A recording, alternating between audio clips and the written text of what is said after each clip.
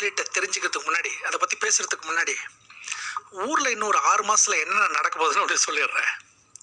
கண்ணாடி வாங்கலையோ கண்ணாடி அப்படின்னு சொல்லி நம்ம ஹவுஸ் ஒய்ஃப் கிட்டலாம் கண்ணாடி விற்கிறதுக்கு ஒரு குரூப் வந்து வீட்டு கதவு வாசலில் தட்டும். எல்லா இண்டஸ்ட்ரியிலையும் ஒரு கேமராவை தலையில் மாட்டிக்கிங்க சார், அவருக்கு உங்களுக்கு 100 ரூபா தரேன் சார் சொல்லி வரும். ரியல் எஸ்டேட்டுக்கிட்ட போயிட்டு அந்த கண்ணாடி அந்த கேமரா விற்கிற குரூப்பு போயிட்டு நேராக அதை விற்பாங்க. இந்தாங்க இதெல்லாம் மாட்டிக்கங்க, எல்லா ஒர்க்கரும் போட்டுக்கங்க, இது தலையில் நீங்கள் மாட்டிக்கிங்க, மாட்டிக்கிட்டு 1 ஹவருக்கு வந்து உங்களுக்கு வந்து 10 ரூபா, 1 ஹவருக்கு 10 ரூபா நாங்கள் தரோம், இல்லை 1 ஹவருக்கு 20 ரூபா கூட நீங்கள் வாங்கிக்கோங்க, 8 மணி நேரம் போட்டு இதை போட்டுக்கிட்டு மட்டும் நீங்கள் வேலை பாருங்கள் அப்படிம்பாங்க. அதே மாதிரி ஆட்டோ டிரைவர், அதே மாதிரி கார் டிரைவர், அதுக்கப்புறம் வீட்டில் இந்த மெய்டு வேலை பார்க்குறாங்களா வேலையாட்கள் அவங்க, அதுக்கப்புறம் ஹாஸ்பிட்டலில் இருக்க லேப் டெக்னீஷியன்லாம் இருக்காங்களா அவங்க எப்படி வேலை செய்கிறாங்க, அடுத்து வாட்ச் ரிப்பேர்லாம் பண்ணுறாங்களா இவங்க எல்லாத்துக்கும் இன்னும் ஒரு 6 மாதத்தில் கேமராவையும் கண்ணாடியும் வச்சுக்கிட்டு விற்கிறதுக்கு நீங்கள் எப்படி வேலை செய்கிறீங்க அப்படின்னு ஜஸ்ட் மானிட்டர் பண்ணுறதுக்கு ஒரு கேமராவையும் கண்ணாடியும் வருது.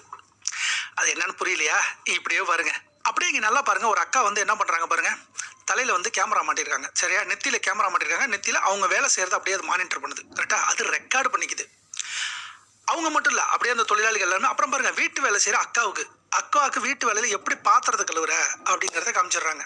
அயன் பண்ணுறவருக்கு எப்படி அயன் பண்ணுறாங்க அப்படிங்கிறத வீடியோ வந்து ரெக்கார்ட் ஆகிட்டு இருக்கு. இதாவது பரவாயில்ல, கேரளா, ஆந்திரா, தமிழ்நாட்டில் இப்போ என்னென்னா டெக்ஸ்டைல்ஸ் நிறுவனங்கள்லாம் இருக்குல்ல, அவங்க மேண்டட்டரியாக ஒர்க்கருக்கு எப்படி க்ளவுஸ் போடுவோம் அதே மாதிரி அவங்களுக்கு தலையில் உள்ள டியூட்டிக்கு வரும் பொழுது அவங்க தலையில் மாட்டி விட்றாங்க, ஏதாவது இந்த கேமரா மாட்டி விட்றாங்க. ஈவினிங் போகிற வரையும் போடணும்.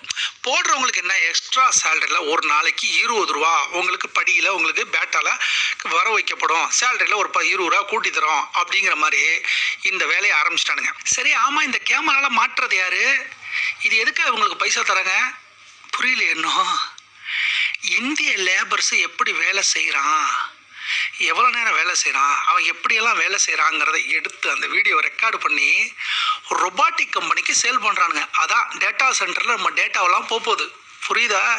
ஒரு ஒர்க்கரையும் ரொபாட்டிக் கம்பெனிகள் ரீப்ளேஸ்மெண்ட் பண்ண போகுது. அதுதான் சொல்கிறேன், 6 மாதத்தில் அந்த கண்ணாடி சேல்ஸ் பிச்சுக்கும், கேமரா சேல்ஸ் பிச்சுக்கும், 2 வருஷத்தில் ரொபாட்டிக்கு நம்ம தெருவில் வந்தாலும் வர்றதுக்கு நிறைய வாய்ப்புகள் இருக்குது. அதனால் ரொபாட்டிக் கம்பெனி, கண்ணாடி கம்பெனி, அதுக்குள்ளே இருக்கிற சிப்பு, இதெல்லாம் பன்னாட்டுங்களா. இப்போ இங்கே வந்து நம்மளை வந்து எடுக்கிறான்ல, அவன் யார் எடுக்கிறான், நமக்கு இங்கே இறக்குமதி பண்ண போகிறான். அவன் ரொபாட்டிக்கு இங்கே இறக்குமதி பண்ணுவான், நம்ம ரொபாட்டிக்கு இங்கே பண்ண போகிறோமா? பண்ண போகிறது கிடையாது. அப்போ எவனோ ஒருத்தன் பண்ண போகிறேன். சார் நல்லா பாருங்கள், உங்களோட 30 வருஷம் எக்ஸ்பீரியன்ஸை வெறும் 20 ரூபாய்க்கு நீங்கள் விற்க போகிறீங்க, கரெக்டாக இல்லையா? சார் ஒரு நகைக்கடை ஆசாரியா அவரோட 30 வருஷம் எக்ஸ்பீரியன்ஸு, அவருடைய எக்ஸ்பீரியன்ஸ் போய் யாராவது அவருக்கு 20 ரூபாய்க்கு விற்பானா சார்? ஏதாவது எவனாவது பண்ணுவானா இந்த தப்பை?